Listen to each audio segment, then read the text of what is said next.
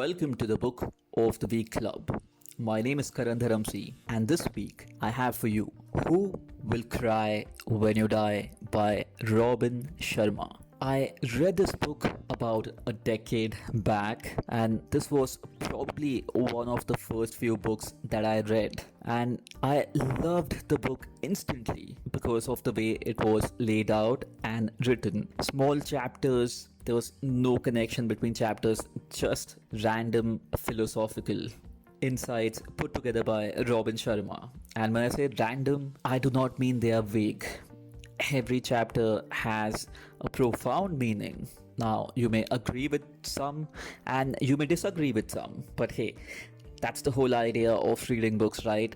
When you read more, when you learn more, when you come across different ideas, you may find the right ones that work for you and are a right fit based on your model of the world. And in this book, Robin shares 101 different ideas or life philosophies that he wants the readers to live by. Now, I do not agree with all his philosophy, or to put it correctly, philosophical ideas, but today I will share with you 6 of what I think are the best ideas from his book Who Will Cry When You Die. And of course, like always, I would suggest that you pick up the book and read the book in its entirety if you have the time. I'm sure you'll find more golden nuggets. But today I will share with you 6 insights and big ideas that I think can have a profound impact on your life. So without further ado, let me quickly dive into the 6 big ideas from Who Will Cry When You Die by Robin Sharma. Number 1, practice tough love. Robin says the golden thread of a highly successful and meaningful life is self-discipline. Discipline allows you to do all those things you know in your heart you should do, but never feel like doing. Without self-discipline, you will not set clear goals, manage your time effectively, treat people well, persist through the tough times, care for your health, or even think positive thoughts. I call the habits of self-discipline tough love because getting tough with yourself is actually a very loving gesture. By being stricter with yourself, you will begin to live life more deliberately on your own terms rather than simply reacting to life the way a leaf floating in a stream drifts according to the flow of the current. On a particular day, as I teach in one of my seminars, the tougher you are on yourself, the easier life will be on you. The quality of your life ultimately is shaped by the quality of your choices and decisions.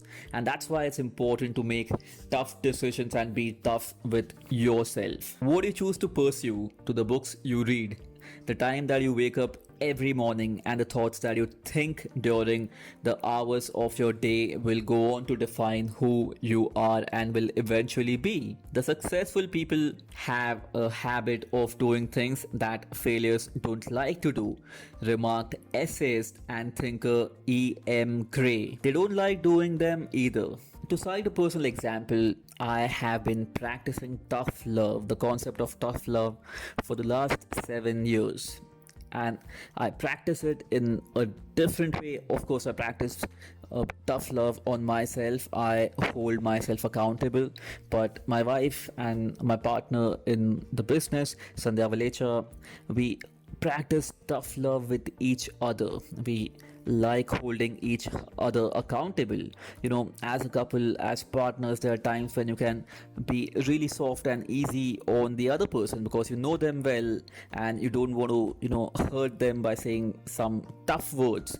But deep down, you know that hey, these being tough on them would actually help them. And that's why Sandhya and I have a clear tough love policy where we know that hey, if the other person is slacking, if they are not performing to their potential, or if they are moving in the wrong direction, instead of being nice to them, we would choose to be tough with them because we know being tough with them is going to really help them, and we do it from a place of love, connection, and wanting the better for the other person. So as an assignment for today, I would like you to extend tough love not just on yourself and practice tough love with yourself, but also have a partner, a friend, a family member as your accountability partner, and do this assignment with them where you tell them that, hey, you know what, for the next 30 odd days we would practice tough love. So in areas that I slack, where I go wrong, you will hold me accountable. You will say it on my face. You will bring it to my attention even if I feel bad, and I would do the same for you. All right, so this would ensure that you are on track towards achieving your goal. For example, now it's a hypothetical example. Let's say that you plan to lose weight and you join the gym, or you start a new workout program and a diet plan. Bring an accountability partner and let them know your goals, that hey, for the next 30 days I will not skip my workout, I will stick to my diet. And if at all I come up with excuses or stories on why I shouldn't work out today, or cheat on my meal, you will hold me accountable. Although I am going to practice tough love with myself and hold myself accountable, but if you see me slacking, if you see me drifting away from my goals and not doing the daily tasks that I need to be doing, hold me accountable. Practice tough love on me. I give you the permission to do that, right? So you do that. You do the same thing for them, ask them for their goals and hold them accountable. And like I have said before, anything that's practiced for at least 30 days, becomes a second nature, becomes a habit. So practice tough love with yourself for the next 30 days and let this become a habit. First thing, make a list of all your goals that you plan to achieve, everything that you plan to do, and then practice tough love on yourself and get someone else to hold you accountable, and you do the same for them. Alright, so the second big idea from Robin Sharma is keep a journal. Robin says maintaining a daily journal is one of the best personal growth initiatives you will ever take. Writing down your daily experiences along with the lessons you have drawn from them will make you wiser with each passing day. You will develop self-awareness and make fewer mistakes.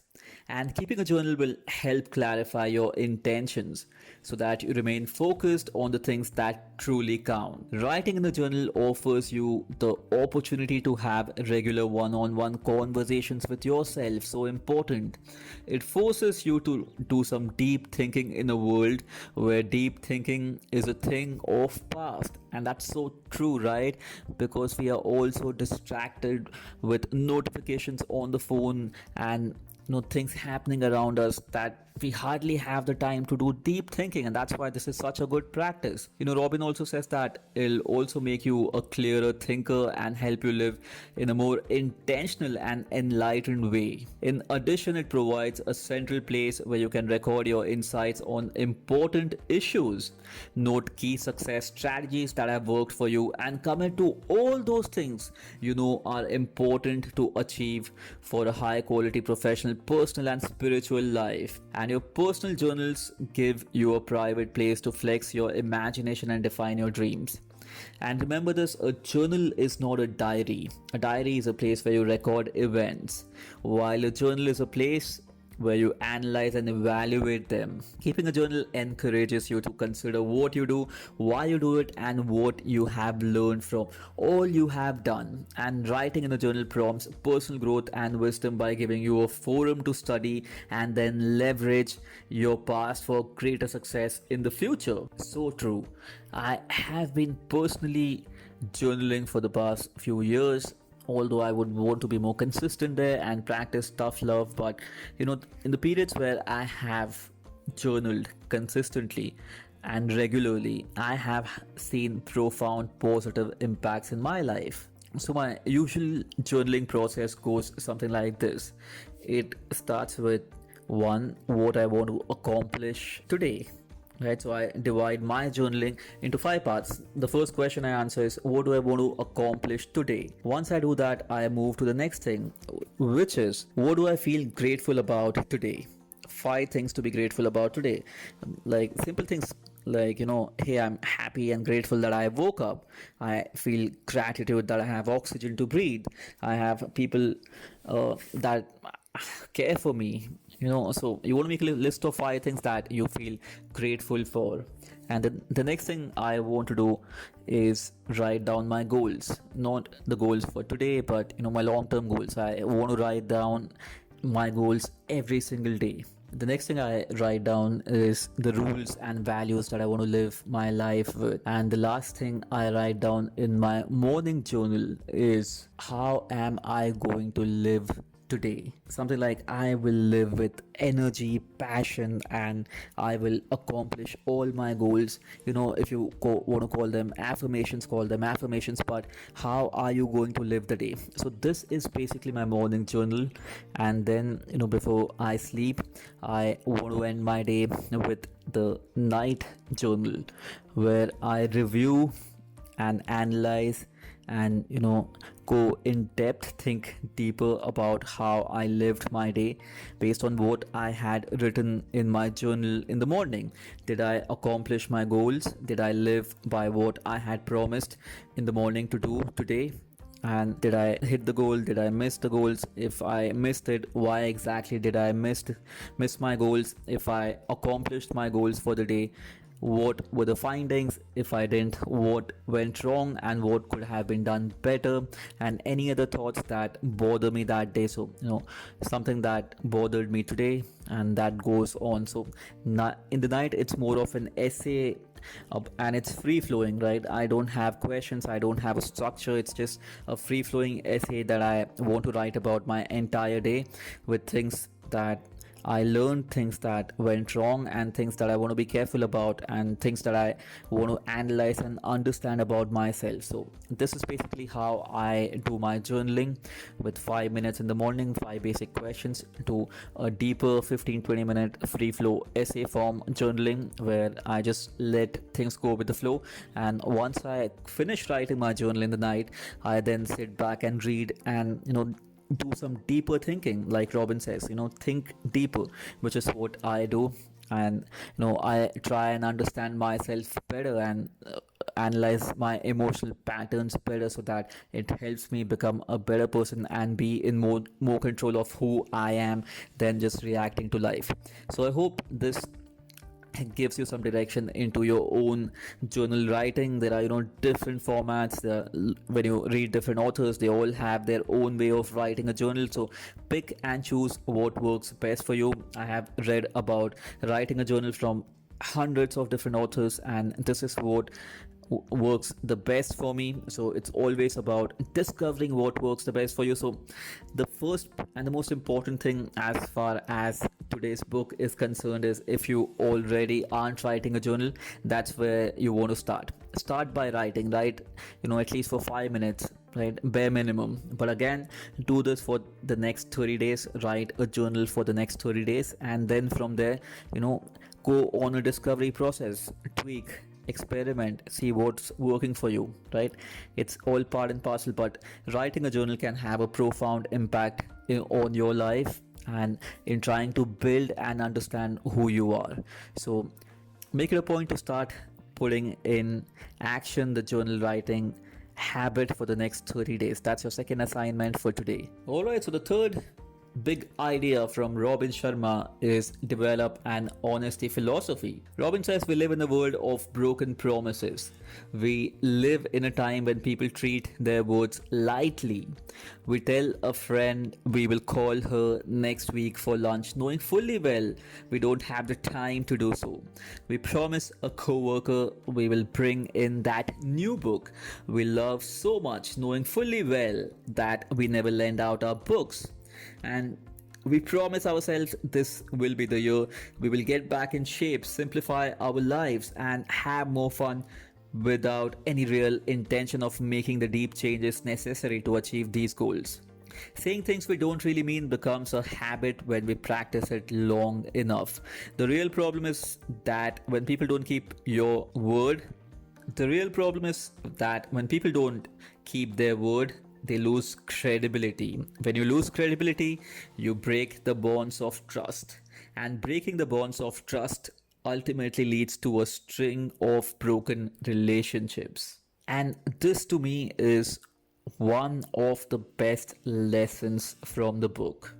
And when I read the book long back, this lesson in particular stood out for me. At that point, when I was in college, trying to be a part of a cooler gang in the college and fit in the society amongst my friends, a lot of times I would say yes to things that I knew deep down I wouldn't be able to fulfill or accomplish or have the willingness to do.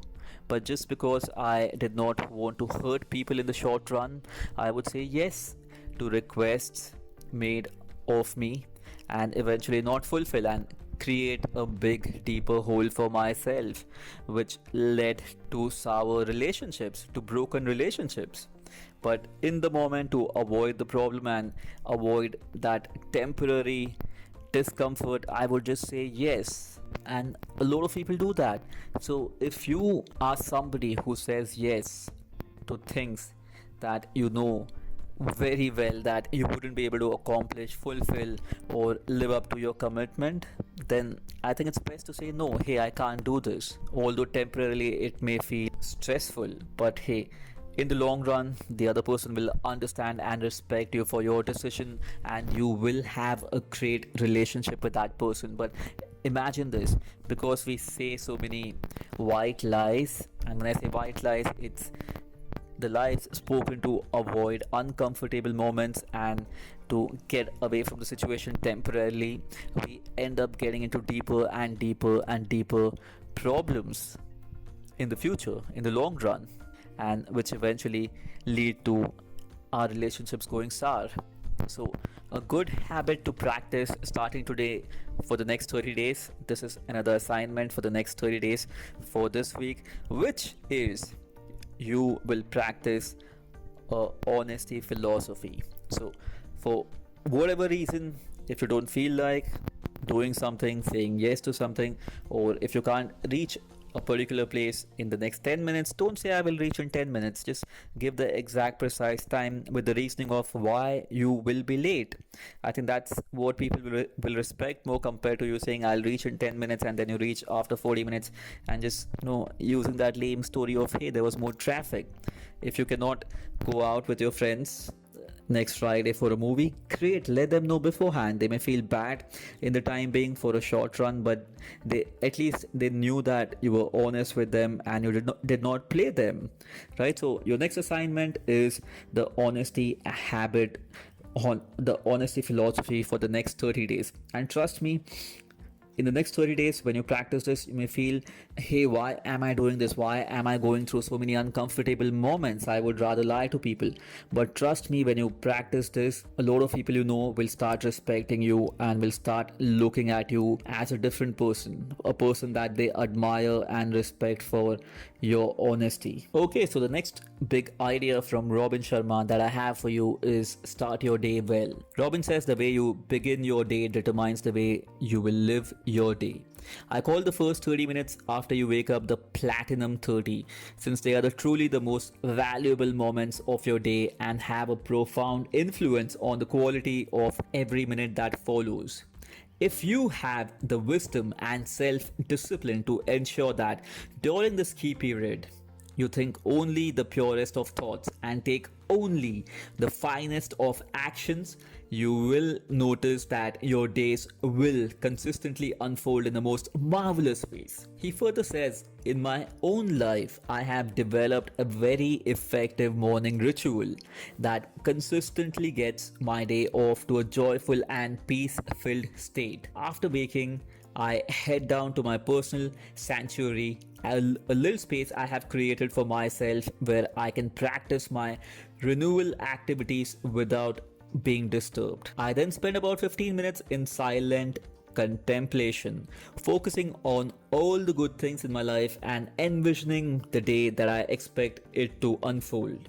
Next, I pick up a book from the wisdom literature, one rich with those timeless truths of successful living that are so easy to forget in the fast-paced times we live in. Examples include Meditation by Roman philosopher Marcus Aurelius, the autobiography of Benjamin Franklin, and Walden by Henry David. The lessons in these works center me on things that truly count and help launch my day on the right footing. and the wisdom I read during that precious early morning period infuses and enlightens every remaining minute of my day. So start your day well and you will never be the same. And I cannot agree more with this. There are days when I wake up late because my routine changes and I sleep late in the night for whatever reasons, and then my entire day starts becoming miserable. The days when I wake up at 11, 12 because I slept at 4 or 5 in the morning, when I wake up at noon, I just feel that, hey, I am defeated today because the entire day is gone. By the time I wake up and I'm ready to start and start working, it's just 2:33 p.m. and everybody is almost done and I'm just starting out. So it just feels like it's going to be evening and it's gone. The day is gone. Things are out of my control. I feel overwhelmed. I feel stressed. And it's just not a great state to be in. And that's why I keep coming back to the morning routines. And I now equivocally and categorically love the morning routines over the late night routines. Now, again, there's no fixed way of working or saying that, hey, only the morning routine can make you productive. For some people, the late nights work the best. And again, it's a process of self-discovery. So if you are a late night person, I highly suggest that you give early morning routines a try. The biggest advantage of waking up early is the feeling of being in control, because a lot of us today feel that we are not in control of our day and thus we don't feel in control of our emotions, and then we start reacting to things that keep coming our way instead of being in control and moving our life in the direction that we envision it to go to. We start drifting because of the loss of control that we feel, because we wake up late and we do not have the control that we desire. So one of the routines that I follow when I wake up now is Tony Robbins' RPM method. And while RPM method is a way of designing your life, the first thing I do when I wake up in the morning is follow his hour of power routine. So Tony's hour of power routine is more or less similar to what Robin laid out. I wake up and I exercise for the first 15-20 minutes. It's just basically fast-paced cardio to get that heart rate moving up, and then I follow the Wim Hoffman meditation method where I get into deep breathing for the first few minutes, followed by some stretching, and then I jump into the cold shower. Followed by that, I read something for 15 minutes, and then the last 15 minutes are spent in journaling. So that's basically my hour of power, and when I do that, I feel in control of my day, I feel in control of my life, I feel in control of my emotions, and more or less my day is a winner. I feel at the end of the day, have accomplished my goals and am sleeping in a great state, ready to conquer the next day. So if you are a night person, I highly encourage you to test the morning routine for a few days at least. And if you are already a morning person, I want you to implement and test a sort of an hour of power kind of a routine in the first hour of you waking up. Alright, so the next lesson that I have for you from Robin Sharma is learn to say no gracefully. Robin says it's easy to say yes to every request on your time when your priorities are unclear, when your days are not guided by rich and inspiring vision for your future or a clear image of an end result that'll help you act more intentionally. It is not hard for the agendas of those around you to dictate your actions. As I wrote in the leadership wisdom from the monk who sold his Ferrari, if your priorities don't get scheduled into your planner, other people's priority will get into your planner. The solution is to be clear about your life's highest objectives and then to learn to say no with grace. And again, this is kind of similar to having an honesty philosophy, because while we were discussing about the honesty philosophy, I told you that, hey, if you can't say yes, then don't say yes. Right? Learn to say no. Saying no is important because apart from you being honest to the other person, you're also prioritizing your goals and your life above and over everyone else's priority, and that's important.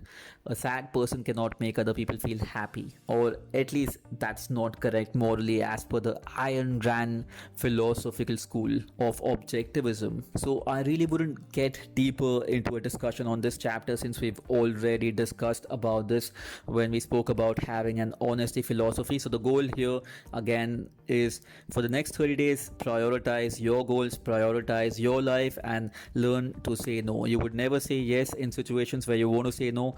You will go through the temporary discomfort of saying no for the long term pleasure of people respecting you and looking at you as somebody they admire for your honesty. And lastly, the lesson that I have for you from Robin Sharma is have a living funeral. Now, this may be a little discomforting to some, but here's what Robin says. When I was doing research for the monk who sold his Ferrari, I came across the story of an Indian Maharaj who would engage in a bizarre morning routine. Every day, immediately after waking up, he would celebrate his own funeral, complete with music and flowers. All the while, he would chant, I have lived fully, I have lived fully, I have lived fully. When I first read this, I could not understand the purpose of this man's ritual, so I asked my father for some guidance.